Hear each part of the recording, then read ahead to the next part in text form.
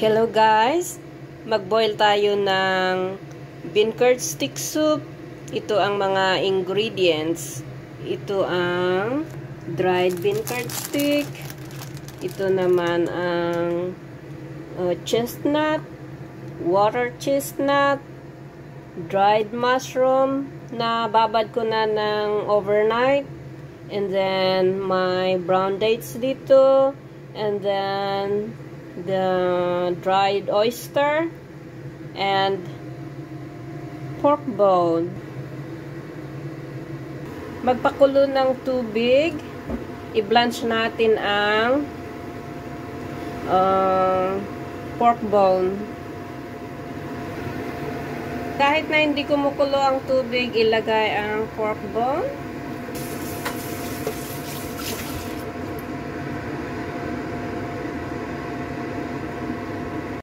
Dito sa kaldero, kumukulo na ang tubig, kaya ilagay natin ang mga ingredients. Kahit pagsabay-sabayin na ilagay ang mga ito. Ayan.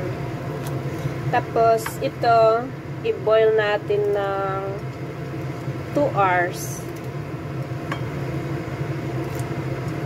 Kailangan i-blanch yung pork bone kasi tignan nyo, oh, para matanggal ito. Okay, pwede na ito. Hugasan natin.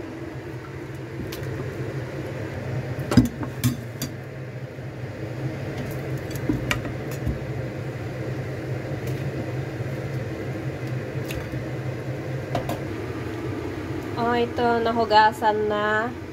Ilagay natin sa pinapakuluan nating soup. Ayan.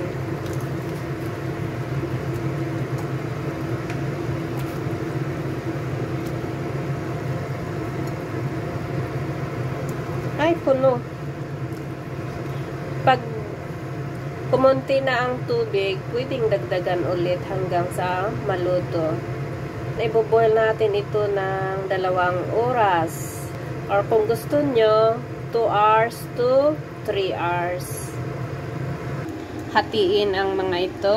Tapos, ibabad sa tubig ng at least 30 minutes.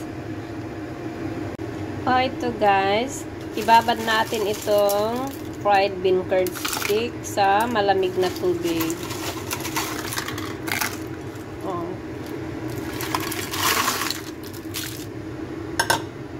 And then, lagyan ng salt.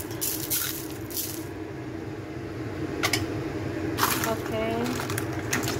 Ibabad natin. Ito guys, i-drain natin itong binabad natin na dried bean curd stick. Hugasan kasi nalagyan ng salt kanina, baka maging salty yung soup. Kahit hindi siya nababad na maigi kasi di ba lulutuin pa ito.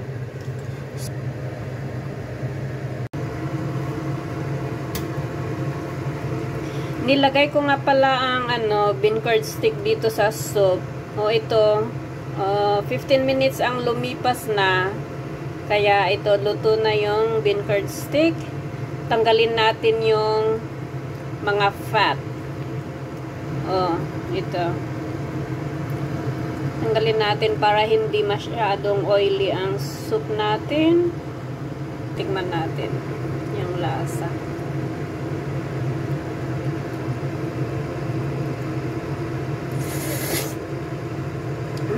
Sarap. Masarap itong soup na ito. Okay, the soup is done.